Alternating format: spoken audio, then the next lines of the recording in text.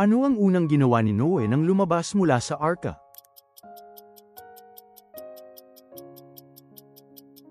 Nagtayo siya ng isang altar.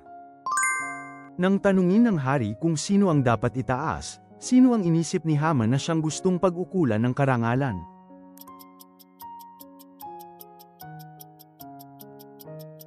Siya mismo, si Haman.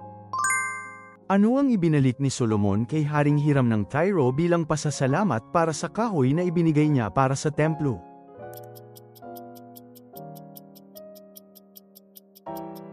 Butil ng trigo at langis na dalisay.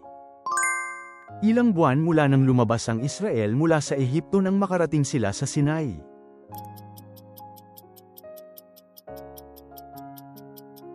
Ikatlong buwan, 3 buwan. Sino ang mga nakasalubong ni Jesus sa templo nang siya ay 12 taong gulang?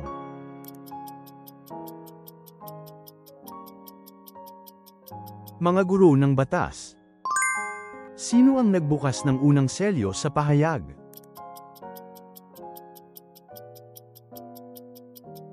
Ang kordero. Saang ebanghelyo matatagpuan ang pahayag ni Jesus na, "Ako ang tunay na puno ng ubas at kayo ang mga sanga"?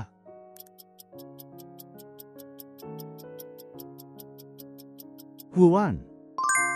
Gaano katagal kumain ang bayan ng Israel ng mana sa ilang?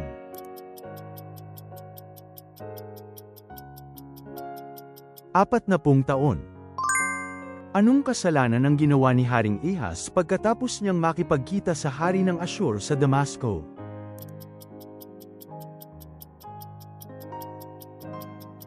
Ginawa niyang katulad ang altar ng mga taga-ibang bansa at pinalitan ang altar sa templo. Bakit sinubukan ng Diyos na patayin si Moises habang siya ay bumabalik sa Ehipto ayon sa Exodo Kapitulo 4?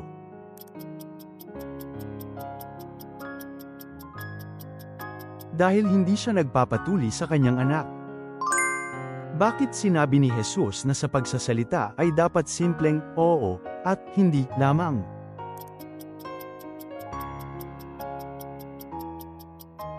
Upang umiwas sa kasamaan. Pagkatapos umakyat si Jesus sa langit, saan palagi nagtitipon ang mga alagad upang sambahin at luwalhatiin ang Diyos?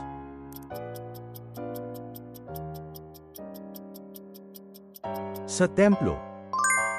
Ang pananampalataya ng naniniwala sa Diyos na umaaring matuwid sa di maka-Diyos ay ibinibilang na ano?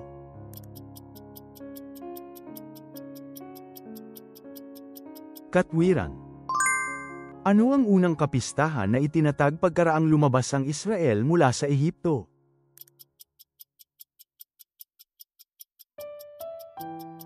Paskwa, pang-araw ng paglagpas, Pasko ng paglaya. Ano ang nangyari nang umawit at sumamba ang bayan ng Juda sa harap ng pagsalakay ng mga pinagsanib na hukbo ng Moab, Ammon at Mount Seir?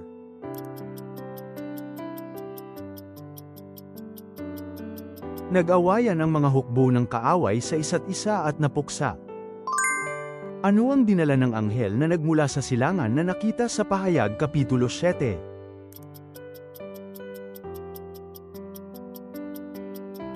Ang selyo ng Diyos na buhay. Sino ang mga nagdala ng mga regalo sa pagsilang ni Jesus ayon sa Mateo?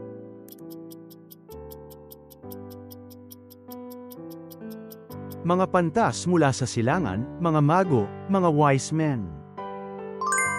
Ilang sundalo ang tinipon ni Rehoboam upang labanan ang Israel pagkatapos niyang maging hari?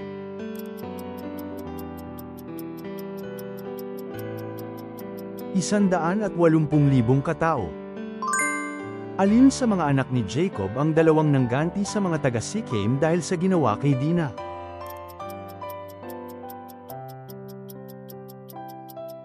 Simeon at Levi. Paano inilarawan ang paglakad ni Jotham sa paningin ng Panginoon?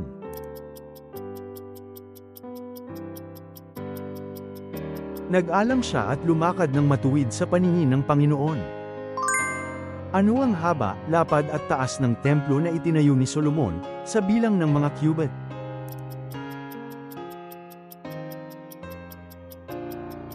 Haba 60 cubit, lapad 20 cubit, taas 30 cubit. Paano tinukoy sa Ebanghelyo ni Juan ang pagkakilala sa Diyos at sa kanyang isinugo na si Jesus bilang kasing kahulugan ng ano?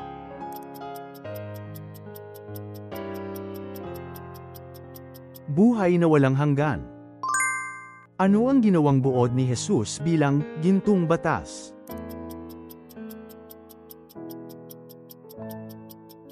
Gawin sa iba ang nais mong gawin nila sa iyo. Pagkatapos nilang kumain sa bunga ng punong kaalaman, ano ang unang ginawa ni Adan at Eva?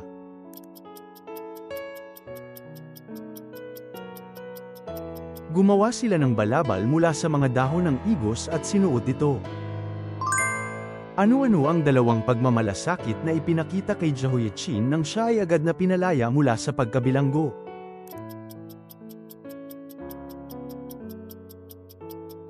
Ipinag-angat siya higit sa ibang mga hari at pinalitan ang kanyang kasuutang bilang preso. Ano ang sinabi mismo ng iglesia ng Laodicea tungkol sa kanilang sarili sa aklat ng pahayag?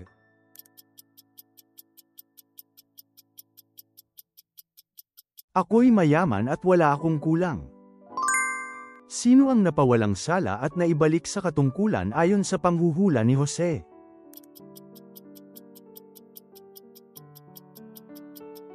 Ang tagapangalaga ng alak.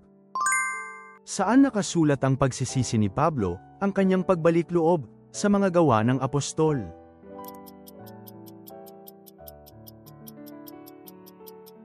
Mga Gawa Kapitulo 9. Saang direksyon lamang matatagpuan ang pintuan ng pagpasok sa tabernakulo at templo?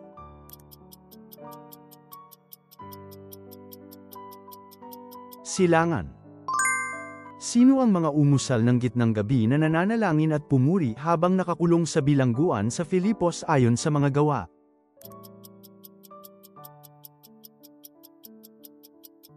Si Pablo at si Silas. Sino ang dalawang piniling ipadala ng iglesia ng Antioquia ayon sa utos ng Espiritu?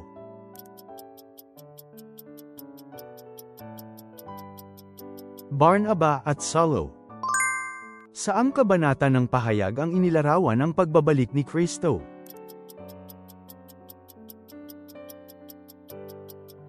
Kabanata 11. Ano ang ginawang partikular ni Pedro nang buhayin niya si Tabitha?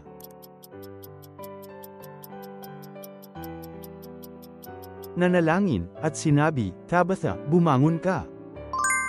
Anong hayop ang nabanggit ni Jesus na mas mahirap makapasok sa kaharian ng Diyos kaysa sa isang mayaman?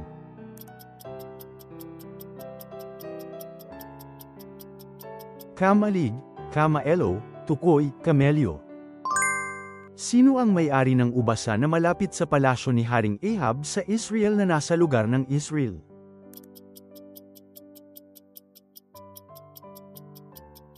Nabot. Nang tumunog ang ikalimang trumpeta sa pahayag Kapitulo 9, sino ang bituing nahulog mula sa langit?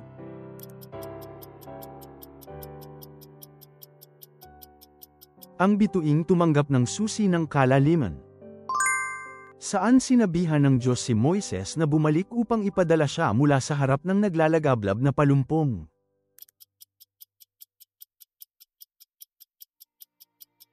Sa Ehipto. Sino ang dalawang tauhang kaugnay ng muling pagtatayo ng templo na binanggit sa Zacarias?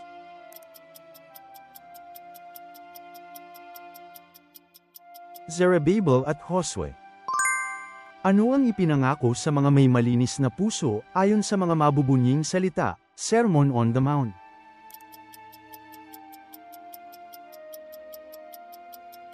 Makakakita sila ng Diyos. Ano ang ibig sabihin ng salitang Mesiyas?